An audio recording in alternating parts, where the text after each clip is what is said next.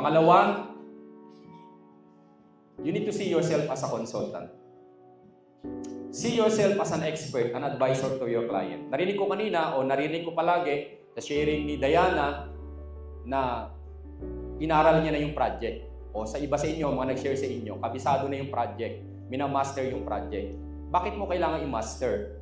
Kasi nga, dapat ikaw yung makita bilang expert. Ikaw yung advisor ng client. Hindi yung client mo ang mas marunong pa sa'yo. So, paano mo gagawin na ikaw you need to be like a consultant? Una, syempre, tignan mo yung sarili mo na isang consultant. At ano ba ang ginagawa ng consultant? Nag-a-advise sa client, ikaw yung expert, o paano ka ba maging expert?